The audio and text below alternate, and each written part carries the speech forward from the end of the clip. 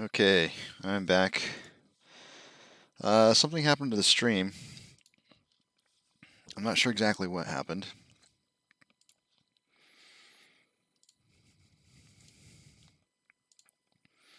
But I had to start it back up again.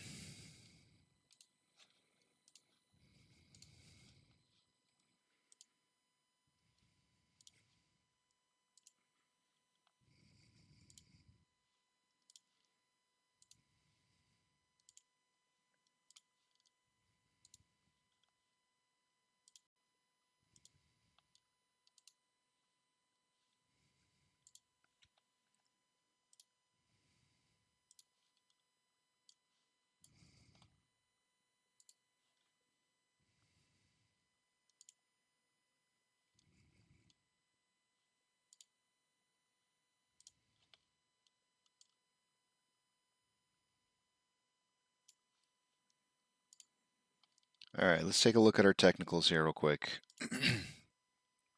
I think I lost a lot of people on that presentation. Dark pools, 57.25% sold into the dark pools. 57.25 is going to be about 62% on Stonko Tracker tomorrow, or actually probably, well, yeah, it'll show up tomorrow. Current shares borrowed is up from 1.1 to 1.45. Estimated current short share interest of the free float is at 18.59%. The highest level of volume for any call is going to be at 50. Oh my gosh, did 52 really pick up over 51? It did. 50, 52, 51, and 52 are all the highest numbers. 52 at 79.3. That is up from 67.2 at 50 earlier, an hour ago. 79.3. Wow. Next week's going to be a bloodbath.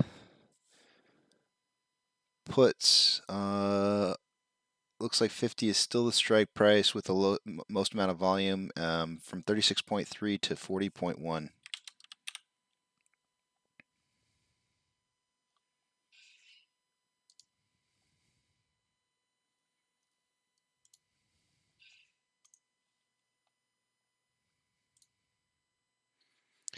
AMC is still in second and highest trending stocks with 43% buys over 57% sales. GME has not made it back into the top 10. Yeah.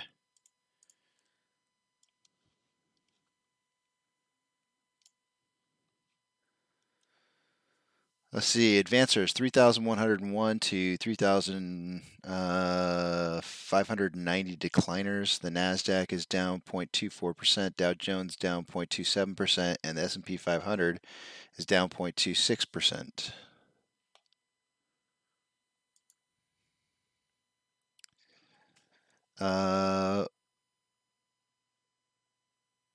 Robinhood is up 0.78%, Amazon is up 0.02%, pretty much breaking even. Cinemark is down negative 0.43%. Doge is down basically 5%. GameStop down negative 4.48%, and we are up 5%. Inflow versus outflow.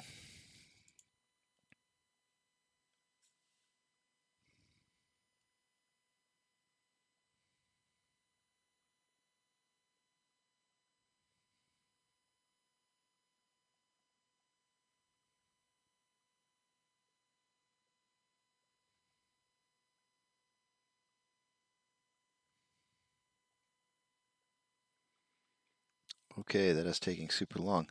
Outflow 820 to inflow of 856, a 36-point spread for 5%. Sounds about right. And it does look like we kind of broke out, going down a little bit here below this this pattern. All it does is extend it out. It extends the breakout period out to the end, very close to the end of after-hour trading.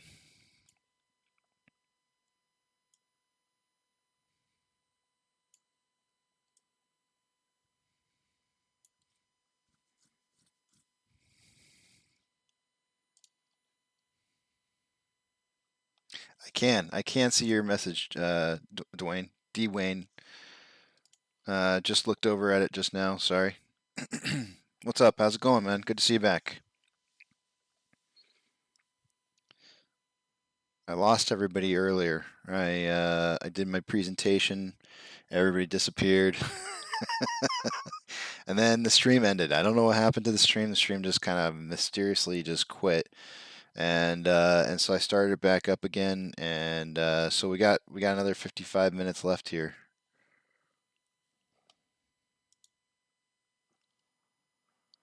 Something is going on with my internet right now.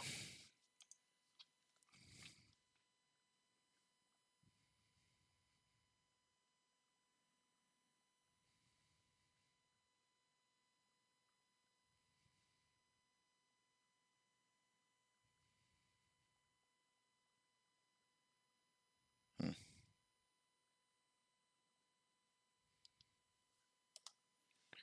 Not exactly sure what's going on there, but cool. I've never really used chat before. I typically listen on my phone, but today I'm using my laptop. Oh, awesome. I know I've seen you on here before, so it's not the first time. Um,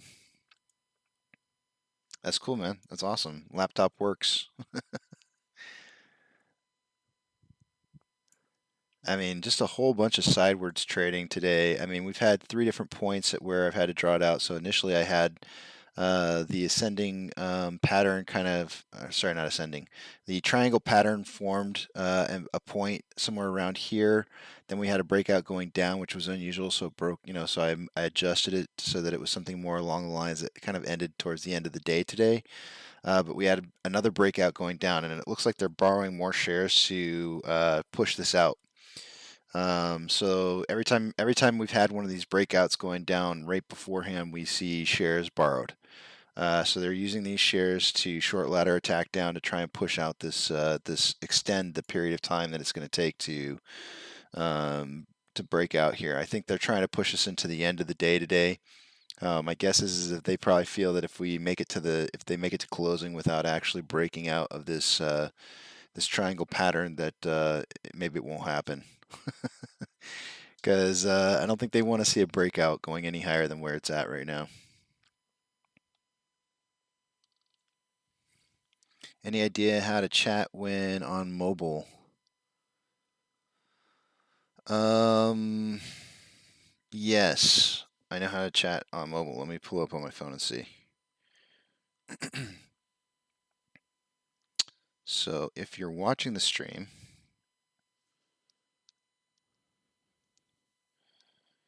um, so it shows up on the top there. If you pull down, there's a drag down. Well, that's not it. There should be an up thumb button, a down thumb button, and then it says live chat, share, and report. There should be like 5 icons. If you hit live chat, it'll pop the live chat up on there, and I'm typing this to you on my phone right now. Hello from phone. And does it go up on my computer? Boy, there it is. Hi from phone. Oh, that took a hot second.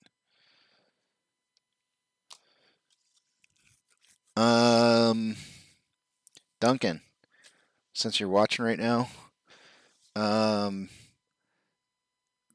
on a scale of 1 to 10 on the presentation, and I'm okay, man. Be honest with me. How was the presentation? I feel like a lot of people started leaving when I showed the presentation, so I'm kind of like, I'm wondering, was there like just too much out there for people, or like what's? I need some constructive criticism. Doubting my ability to present.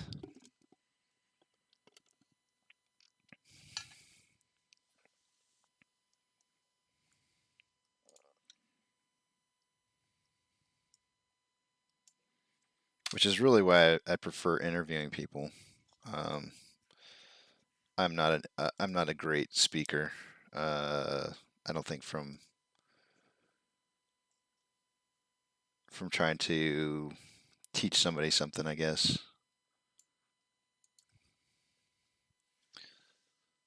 No problem, man. No problem. Check it out later. Oh, okay. Well, when you do see it, please leave me some constructive feedback. I would love it. I appreciate it. Thanks, Duncan. And you too, Dwayne. I appreciate that. Any kind of feedback is awesome. I know it's out there. The stuff is kind of it's unusual to what people are used to seeing. The nice thing is that I think my feed ended mysteriously, like right after I finished the presentation, which I'm not sure if maybe I accidentally hit the end stream button to close out the presentation or what, but it was really mysterious how it just kind of ended. What kind of pace are we on for volume? We only got an hour left. I'm going to be way under or way over. I mean, on my prediction. I only got 50 minutes left. That would be 340.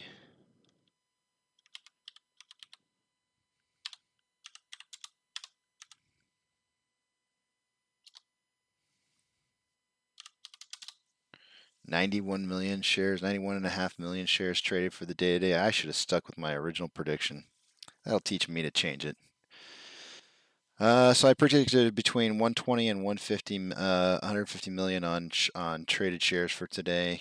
I'm pretty sure I was going to go 100 to 120 and changed it at the last minute. I should have just left it. That was my mistake.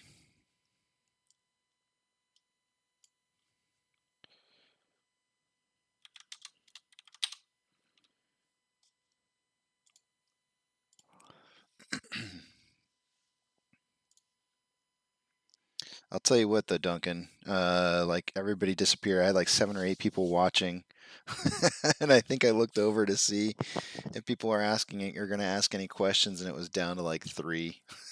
I was like, oh, geez, pretty bad. That's all right. It is what it is.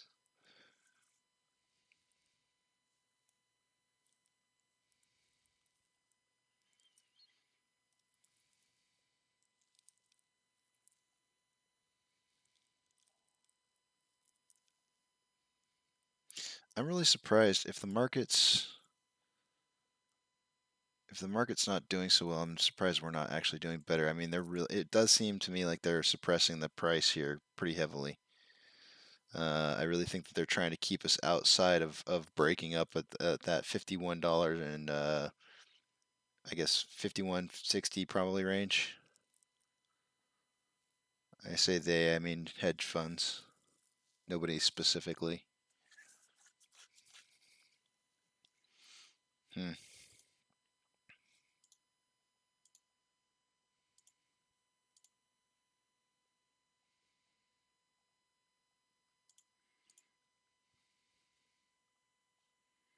Checking to see if there's any kind of new news here on AMC. Looks like everything's old. Oh, 6 hours ago. You ask, we analyze. AMC Entertainment stocks looks strong like King Kong. This is from Benzinga. 4 hours ago. AMC Entertainment short seller O'Day Asset Management Hedge Fund has suffered a massive loss. 4 hours ago, guys.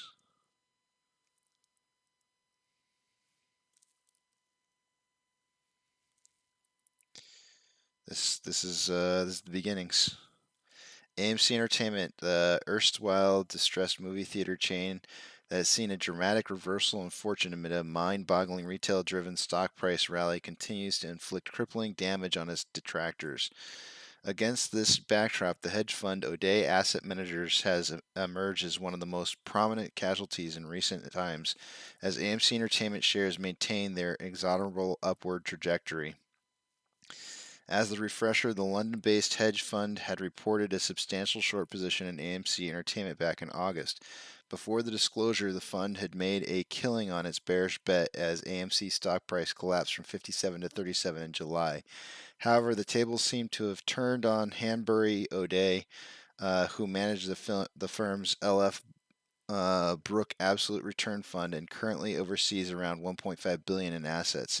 As an illustration, AMC Entertainment shares have now breached the $50 price level and are up around 70% since Hanbury O'Day disclosed his bearish bet on AMC. 70%. How much are we up right now? Yep. The low of 29.40 to 51.70 is a 75.9% increase in price. Interesting.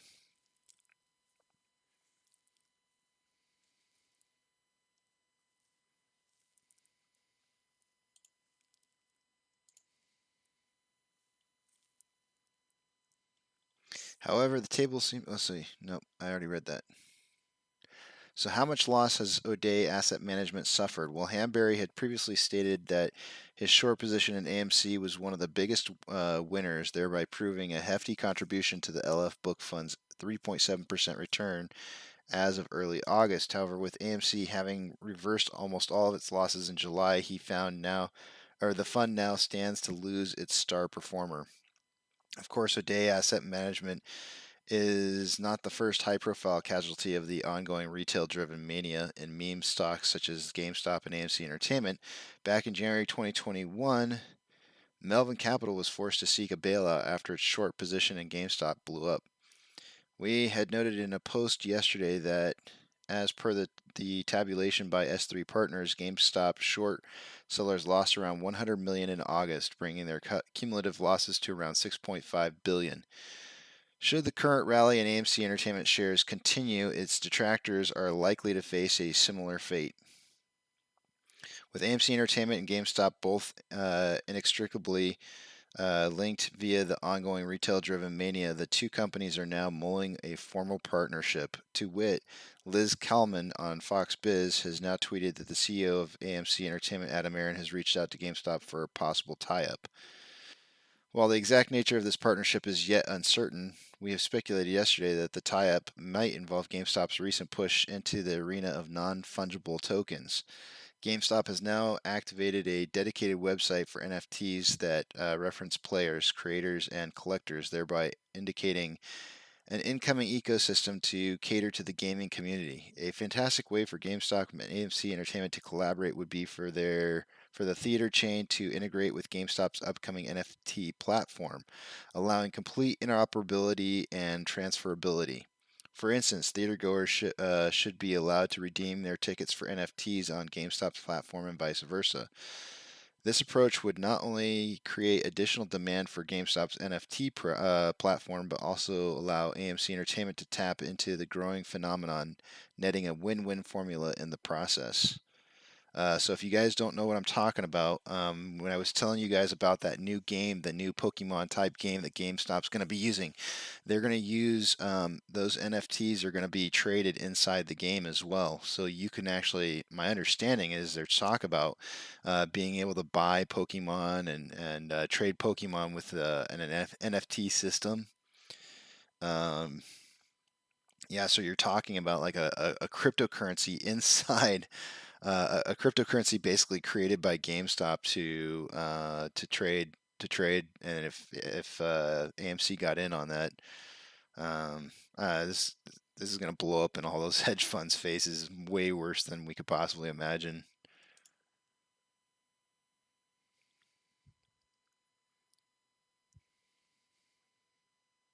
That's a good article.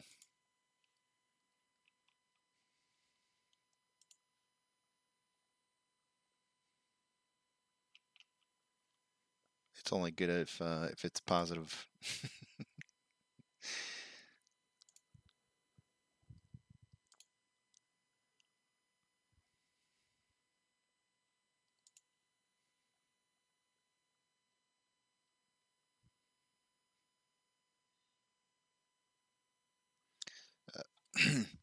Excuse me. This was posted 3 hours ago. Is Reddit down? No, I was just looking at it. I swear I was just looking at it just a little bit ago.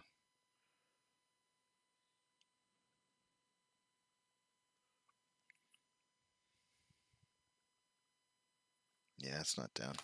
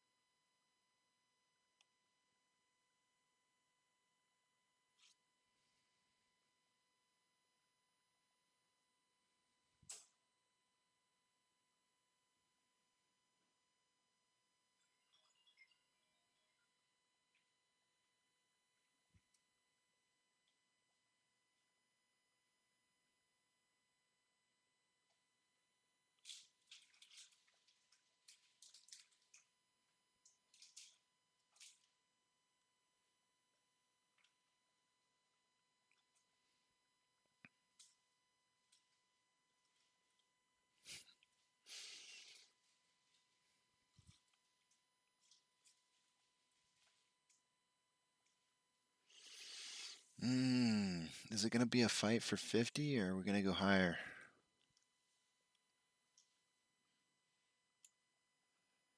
I mean, this shows us closing at around 51.10 at the lowest.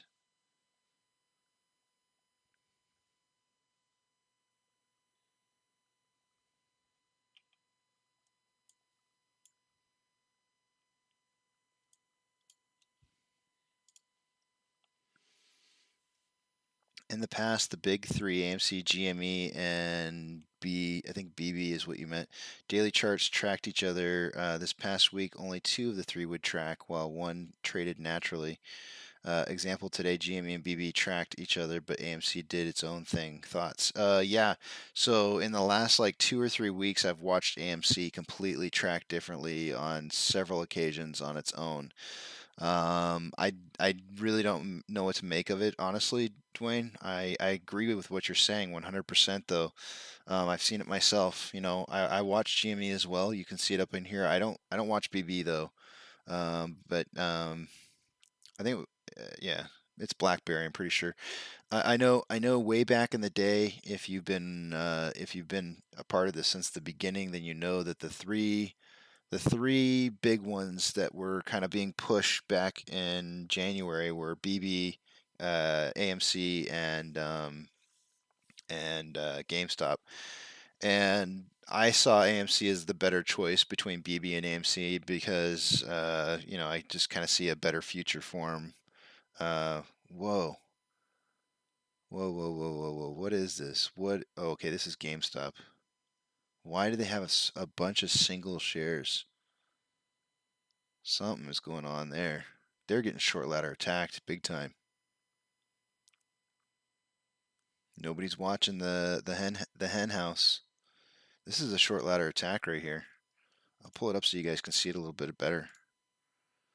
Oh no, you can't really see it because it's not far enough down the list there yet. But there's a bunch of single shares, basically stair stepping the price down. The volume's just not trading high enough. Are they low volume today? They are. They're low volume. It's not trading fast enough. They're under a ladder attack right now.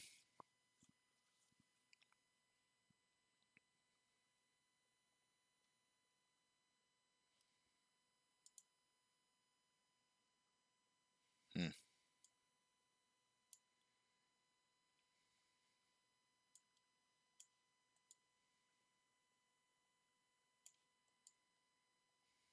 But yeah, no, I totally agree.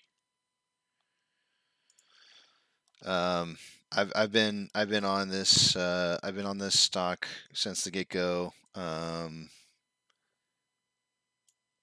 And yeah, there's something definitely happening. A lot of the theory I think out there as to why they're maybe not tracking the same is that they're untying some of the funds that they're tied together with. Um, you know, I'm not exactly sure how that happens. I don't know how you disassociate. I mean, I guess you would have to buy back the positions or whatever from the funds that they were attached to. I'm not even sure what to look for if I was to even try to look to see if that was happening. That's something more Charlie would probably check into. Um, but I'm confirming what you're seeing. I definitely have seen it myself. It's probably been about 2.5 to 3 weeks or so now that I've seen on several occasions where AMC is just not tracking the same at all.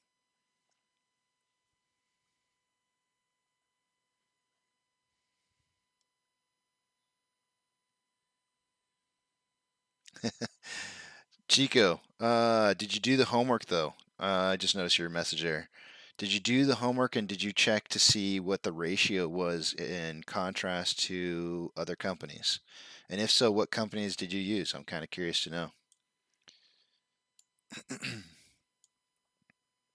Because I'd like to see different points of views. Dwayne, since you may have not heard or you may not have been listening to what we were talking about yesterday when I closed out the day, somebody was asking me how many synthetic shares, or if I even believed that there were any synthetic shares out there, and I gave kind of one of those moments where probably your jaw kind of drops, and said that I think that there's about 12 billion outstanding shares out there. I'm only willing to say that there's a minimum of 4 billion. I can only account for about 2.37 billion outstanding shares. I believe that there's at least four, but more likely in the order of 12. And I can tell you how I got there. I gave out a little homework. The homework was go out there, check out the average volume, the average 3-month volume on any other stock that you want to. Just take a pick. It doesn't matter what it is. Check out the average 3-month volume, divide it by the free float, right? To get a percentage. How much of your free float are you trading per day? So in other words, we'll take Cinemark. I'll just pull up Cinemark real quick here. So I'm pulling up Cinemark. It looks like their 3-month average volume is 4 million. Well, that makes it nice and easy. And their free float is 106.17 million. So I'm going to pull up my calculator over here, and I'm going to go 4 divided by 106.17. I'm just going to call it, I'm going to just say 106.1.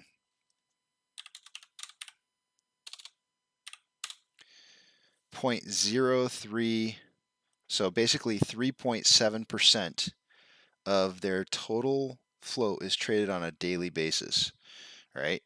So do this to pick 10 random companies. Just go out there and pick 10 random companies. I only pick Cinemark now because they're AMC's competitor. Go pick 10 companies to go check this out on. Go figure out what their average amount of shares that are traded per day, and then figure out what that average is, right? Like try and see if you can kind of come up with like what is the average amount that companies trade of their free float per day, right? Come up with that number and find out what that percentage is, right? Then you go back to AMC and you look at what AMC's is. So right now we're going to use the 3-month volume of 111.4 divided by free float of 511.6. 21.7% of their entire free float is traded daily. 21.7% of their free float is traded daily. You're going to see a drastic difference between many other companies. Now, of course, if you want to go out there and try and prove me wrong, what you're going to do is you're going to pick a whole bunch of meme stocks, right? I haven't really looked at meme stocks because that's not, it could prove me wrong by looking at a meme stock. But if you want to pick that, let's see. Let's look at GameStop and just check it out. We'll see. 4.2. 4.2 divided by free float of 62.74. 6.6%. Go ahead. Go pick meme stocks. I don't care. You go pick 10 stocks of your favorite choice. Pick them out. Figure out what the average is among those 10. And then what I want you to do is after you figure out what the average is, let's just use GameStop's because it's nice and high. We'll use GameStop's because it's nice and high, and we'll say, okay, if AMC was supposed to trade closer to those averages, it could be amplified further knowing apes hold and are not contributing to the volume. Absolutely, Dwayne. 100%. You're absolutely correct. So here's what I actually did. I used Amazon, and the reason I used Amazon is for a couple different reasons. I used it as the gold standard. So if you look at Amazon, the crazy thing is that they have 506 million outstanding shares, which is really similar to what AMC has, which is 513 million shares, right? So if you take their free float, divide it by how many their average volume per day, which is 3.32 million, it's something like really low, like it's like 0.6, 0.7%.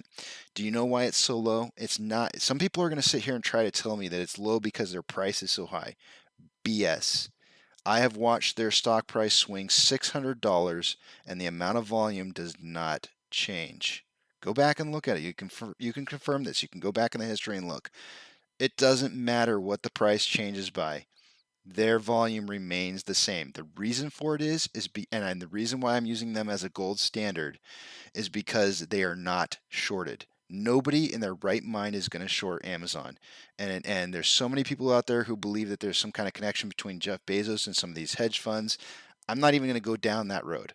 But I'm going to sit here and tell you, I can look on Fintel and I can prove to you that Citadel has a long position in Amazon. None of these hedge funds are shorting Amazon, and there's a reason for it. That's why I used it as the gold standard.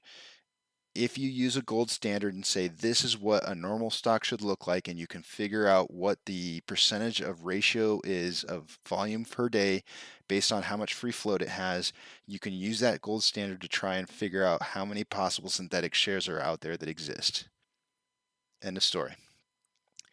It's ridiculous. If you use that golden ratio to try and figure out how many shares AMC has, we would have 22 billion shares. And I was like, holy crap, 22 billion shares. There's no way we have 22 billion shares out there. I just don't believe that. I just don't believe it. It was way too high. So I used some other companies and I tried to bring that golden ratio up a little bit. And I kind of came out to the determination of 12 billion. I think there's 12 billion outstanding shares out there. Just go look at the volume. The volume tells you everything you need to know. Everything.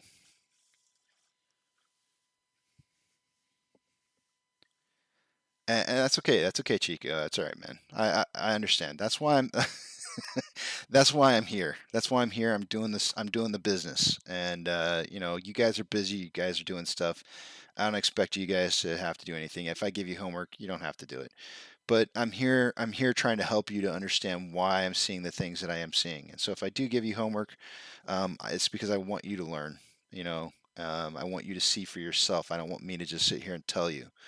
If you don't have time for that, that's totally cool. It's all right. It's not a big problem. But yeah, I can tell you right now that the ratios do not match up. They just don't match up, and so that's how you know that there's a lot of synthetic shares that are out there. A lot of synthetic shares.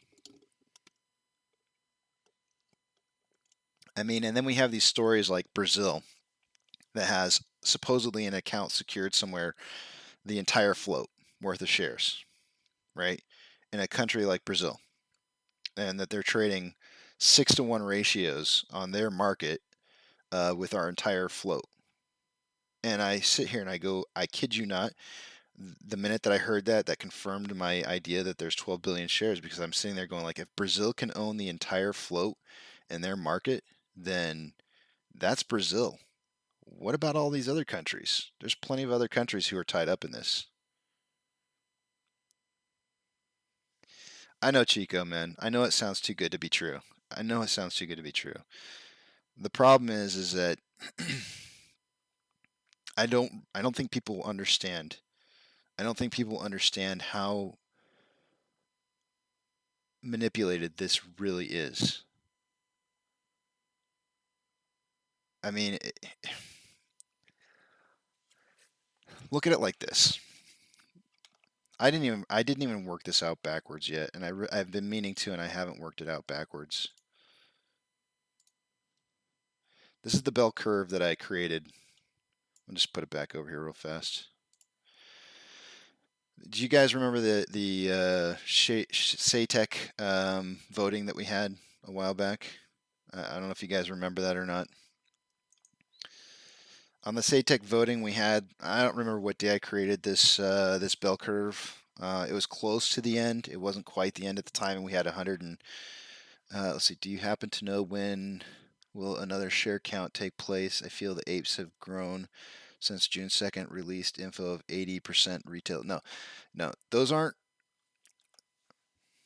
So what you have to understand, Dwayne, is that those aren't share counts. Every single time AMC has what you're calling a share count, I have a different name for it. I'm trying to think of what it is off the top of my head. I can't remember now. Every time they have one of those share counts, it's not an actual it's a counting of actual shares that they have. They know what shares exist. There's what's called a CUSP ID for each share that's out there. And so what do? They don't know how many synthetic shares that are out there, so they reach out to everybody who has these CUSP numbers, and they say, okay, can you please report that you have a share and who it's attached to, so that we know who to have as a voter. I think this is how it works. So they reach out to everybody and they say, okay, well we need you to let us know who the people are who are attached to these CUSPs. Now, your brokers trade in fractions of a share, right? I'm sure you're aware. Like I'm sure you don't hold exactly 100 shares. You probably hold maybe 100.25 or whatever, right? So that means that there's could be multiple people that are tied to each share. So when they contact a broker and say who's attached to these CUSPs, right? They can get multiple names from that are given to them for the CUSPs, and they have no idea if they're attached to synthetic shares or if there's just multiple people attached to one solid share. So what they do is they just take in all the information. They know that they have 513 point, well, it's actually the float. They know that they have 511.65 million um, shares to account for. What they're asking the brokers to do is to report who's going to be voting. So when they come back and they say, well, we have 8 million names that are attached to these 511 CUSP numbers, then they basically issue it out. And so they say, okay, well, we know that 80% of retail owns what was the number that you put down? 80% of retail. I don't see it. 80% retail. I think it was retail owns 80% of the float, if I'm not mistaken, if I remember correctly. So is that true? Is that true back in June? I mean, I can show you right now. Watch. Stats page. NASDAQ is reporting 127.7 million institutional shares held currently. And I can tell you right now that's well over 20%. So institutional ownership alone is already over 20%. So if the retail owned 80%, these are just, you have to throw those numbers out. I'm telling you, Dwayne, ignore those numbers. When they throw those numbers out, you have to ignore them. The only thing that you can take away from it is that they accounted for 4 million voters, 4.1 million voters in North America. That's all you can take away from it. You can't take away 80% stuff. You can't take away. You can't sit there and divide that by the float, or 80% of the float and say that's how many shares they hold. So the only data that we have that we can kind of back things up off of is that we had that SATEC vote where voters could go in and they could tie the amount of votes that they had or how many shares that they had to their votes, and we got that information. All right, and it was like at the time when I created this bell curve, it was 102.5 thousand people that had put in their votes so far. So I'll show you the bell curve over here again. So I went ahead and took those 102.5 thousand people and I lumped them up into the highest percentage of a bell curve, and the average was like I guess it was 1170 or something like that, right? I think it was 1170. So 102.5 thousand people owned 1,170 shares on average, and I said let's make the assumption that group of people is the highest percentage of people who own shares. It's a very it's the worst case scenario. So then if you do a normal distribution of everybody who's out there, then your lowest group of people own somewhere between 2 and 27 shares. Well, the people who are in the middle, the middle bottom half own somewhere between 191 to 598, and the top middle half own 599 to 107, making the average of 4.1 million people owning 600 shares. right? And so by taking that number, right, and figuring it out, if you look up over here on my little cheat sheet, that gives you, at 4.1 million people at 600 shares a person, that's 2.185 billion shares. Then you have to add institutional ownership, which is 100. I just read that off to you, 127.7 million, plus the insiders, which I've got that number on this page down here somewhere on the bottom. Insiders, 48.6 million, right here. Right? You add all those up, and you know for a fact, on a very worst case scenario, worst meaning the lowest you could possibly guesstimate of outstanding shares is at 2.37 billion. That's the very lowest it could possibly be. Now, what I haven't done is reversed engineered this and said, okay, what would be the worst case, or what would be the most amount of shares that people could hold? Basically, taking this and lumping these guys down here on this end and saying what could be the highest amount of possible shares that we could possibly have with the distribution of 4.1 million if the lowest amount was 11.7. That's what I really need to do next, and kind of reverse work it, seeing what the top end could possibly be. So we've got the bottom end. I haven't reverse worked it to the top end, but what I have a feeling is that if you do that, if you take the bottom end and the top end, we're probably somewhere right in the middle. Hence the kind of the idea behind the whole 22 billion outstanding shares actually being more closer to 12 billion shares. So when I sit here and I tell you 12 billion shares, I think it's a possibility. I think it's a possibility. I'm willing to say that I know for a fact that there's at least 400 billion shares out there, and I can prove that there's at least 2.37. So that's that's so long-winded. Holy smokes, that was really long-winded.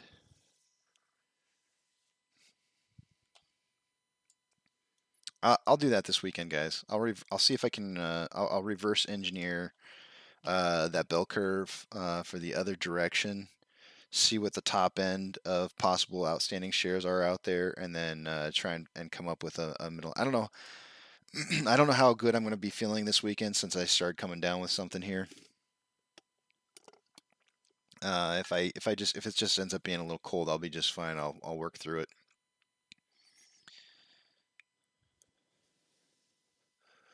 I just figured out how to chat on mobile. Love your channel, man. Yeah, cool. Been listening as much as possible since True Demon recommended you a while back on Twitter. Thanks, man. I appreciate having you here.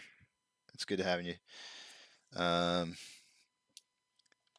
the one thing that I've always wanted to be able to do is provide you guys with data. It was interesting. I was thinking in my head just the other day, why am I doing this? I'm doing this because I want to be able to provide, I want to be able to be an impact. I want to be more than just a buyer and holder. And if I can help you guys get data that you need to help you to make decisions that you're going to make in the future, then that's what I want. That's what I want my role to be.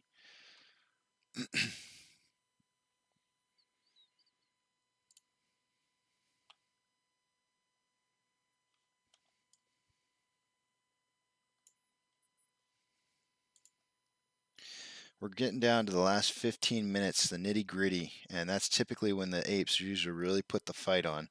So I'm expecting to see this rise back up here and back into this.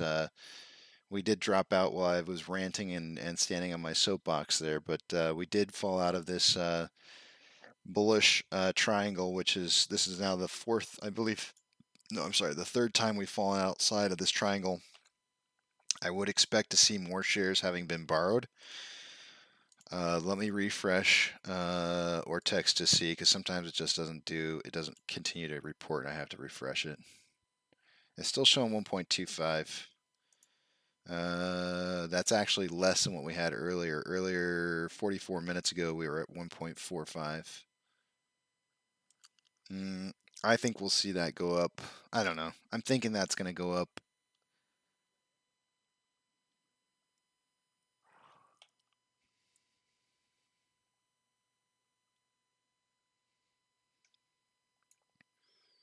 Somebody was mentioning that they thought today might be a $50 a $50 fight, like a 50.01 kind of day. I'm going to leave this here for right now. And gosh, man, the rest of the market's taking a hit right now. Jeez.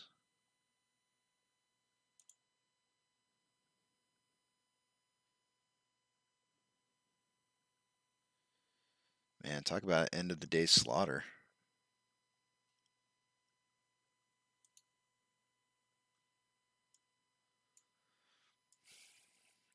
I'm gonna go ahead and set up my Fidelity. I've been saving some money here for an event, and this may be the one that I want to get in on.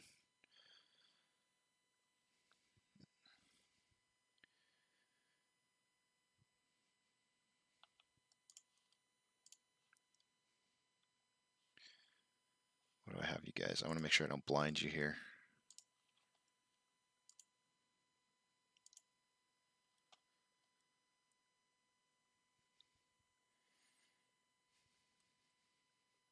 Yeah, that may end up being right.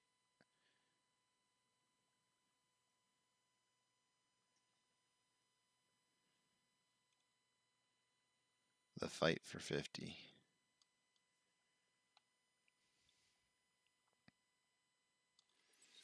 Well, even if you guys didn't like my presentation today, I got paid pretty good for doing it. You can thank all the hedge funds.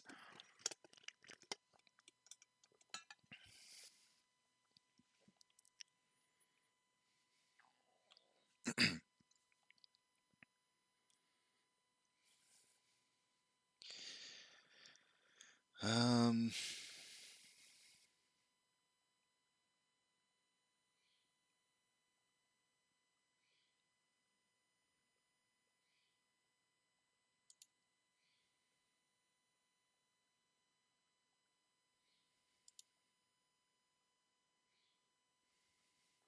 I remember somebody came onto the channel one time and they asked me when was your last order, which was, I thought, a really interesting question. I've never really had somebody. I've never. Oh, huh. I've never had somebody ask me that before.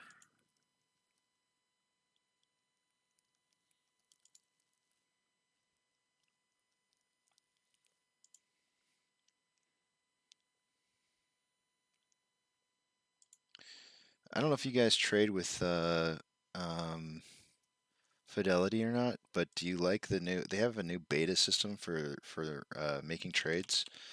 I haven't used it yet. I don't know if I. I mean, I've seen it, but I don't know. I don't know that I necessarily like it. I kind of like the old version better.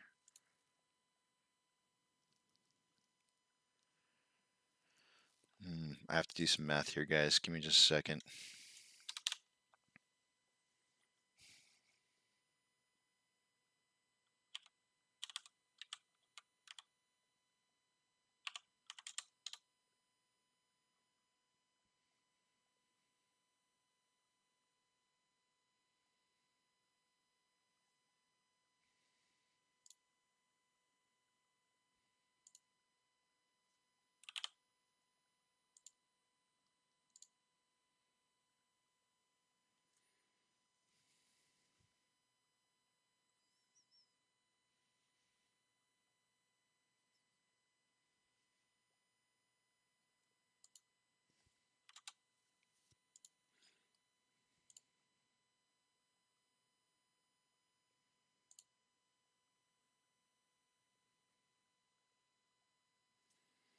All right, I got it set up to go.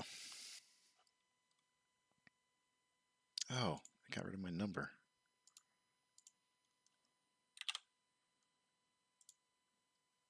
What the heck? Every time I put a number in, it doesn't want to take it.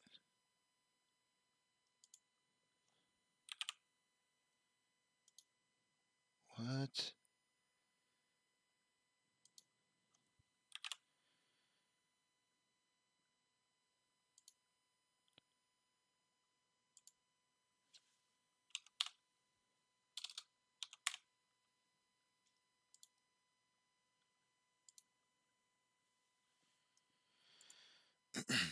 That's really strange.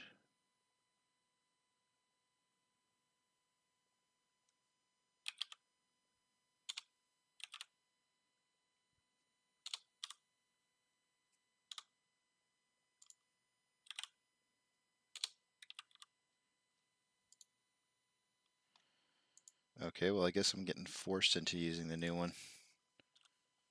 It doesn't want to take it. Actually, it's not that bad.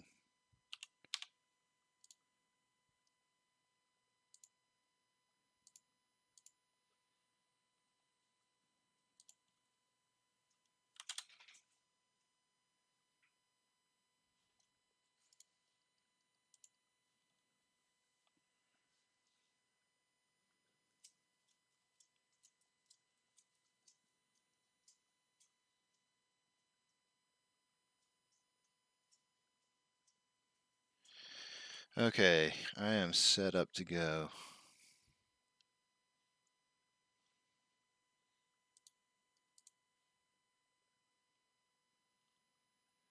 One thing that one thing that I learned with trading through, I'm sitting here with 5.5K waiting for a good time to add to my AMC position. It sucks that Robinhood is such a crappy company because their app UI.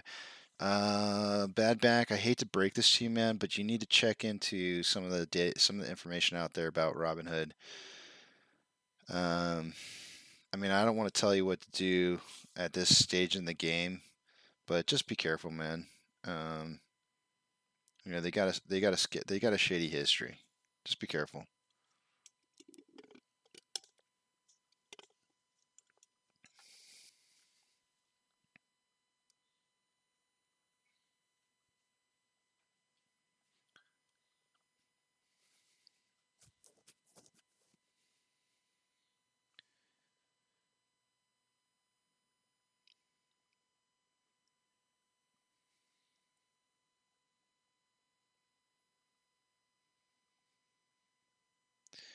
It's gonna get close here, guys. We got just a couple more minutes left here. I'm gonna go ahead and wish you guys a wonderful weekend. Eat, drink, spend time with the family. Get plenty of rest, and have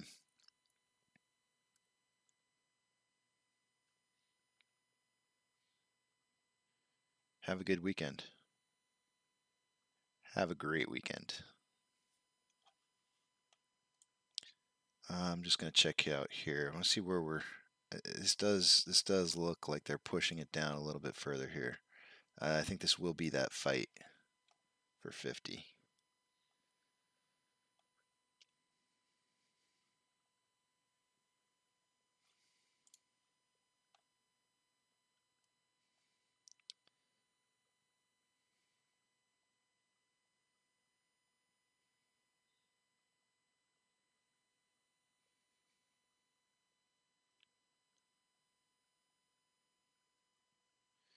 We've not had the end of the day push like we normally do. It's kind of surprising.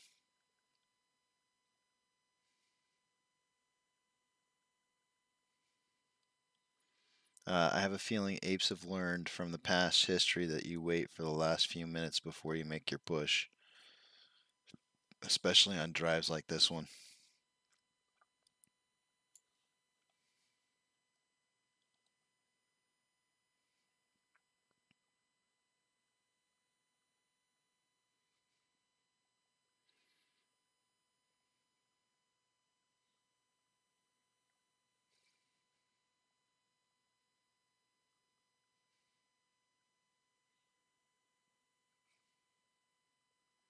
Slap that ask. Okay.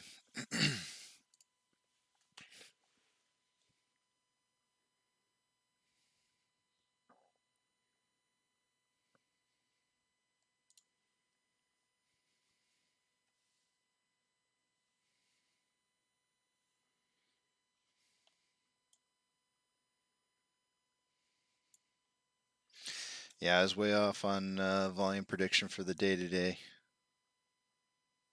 And I think that certainly hurt us.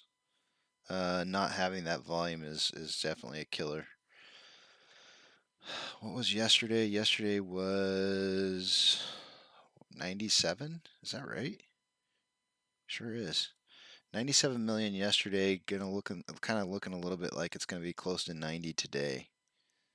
But Monday. Oh boy. I hate setting dates, but let's watch. I don't hate setting dates. I don't mind it too much. It's more I understand why people don't like to set dates. I don't mind when they don't come through, but I've definitely set dates in the past. That's for sure. It's holding. It's holding 50. It's trying really hard. 50,000 sell wall right now at 50.01. They do not want this going over 50.01. They're going to let it set there if they can. The sell orders at 50.01 are coming through. Broken, gone. Goodbye. They're not going to try and hold that wall. 10,000 shares at 240. 240 shares at $10,000 down at the bottom. I love those guys. There's some funny people out there. It cracks me up.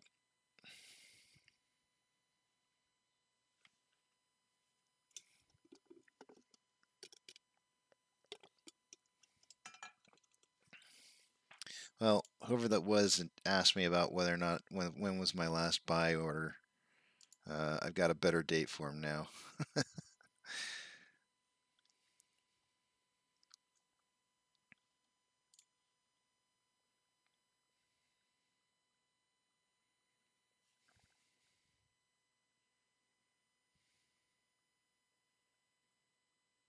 Look at those orders, guys. I don't know if you can see me. I can't. My face is in the way here. I'll pull it out. I don't know if you guys can see. 10,000, 311 shares for 10,000, 40 shares for 9,000, 589 shares for 7,777, and then an additional 30 shares for the same amount. 1,530 shares for 5,000.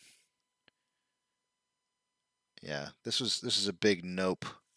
All right, guys, have a great weekend. Do all the things I said to do, and be refreshed and ready for Monday. It's gonna be party time. I'll see you guys later.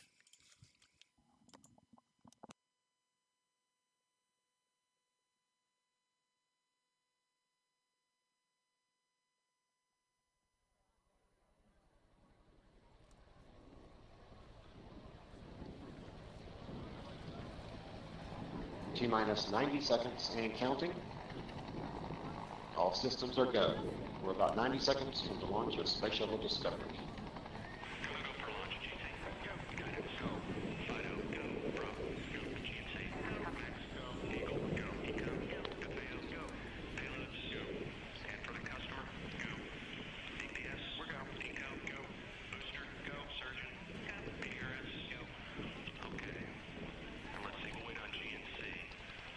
T-minus 60 seconds and counting. We are transferring to orbiter internal power at this time. Discovery is now running off its 3 onboard fuel cells. Coming up on a go for auto sequence start.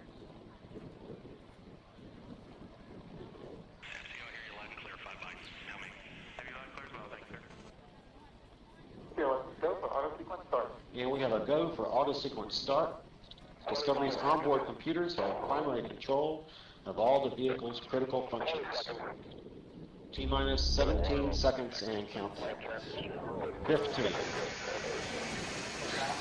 12, 11, 10, 9, 8, 7, 6, remaining start, 2, 1, booster ignition, and liftoff of the Space Shuttle Discovery, returning to the space station, paving the way for future missions beyond.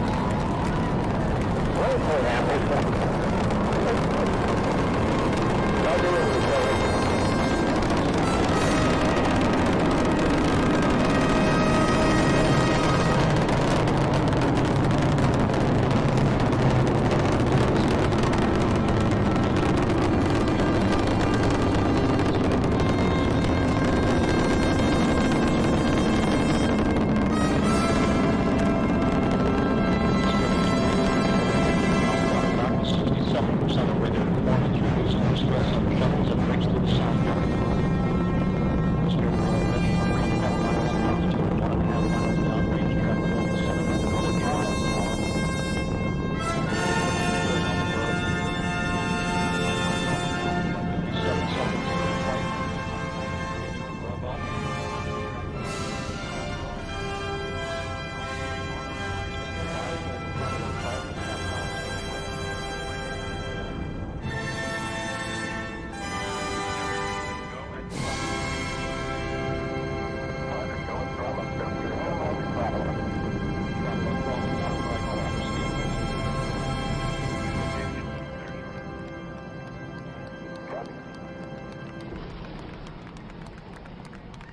Rocket booster separation confirmed. Guidance now converging. Discovery's onboard computers commanding the main engine nozzles to swivel, aiming the shuttle for its precise target in space for main engine cutoff. Okay, you sound good.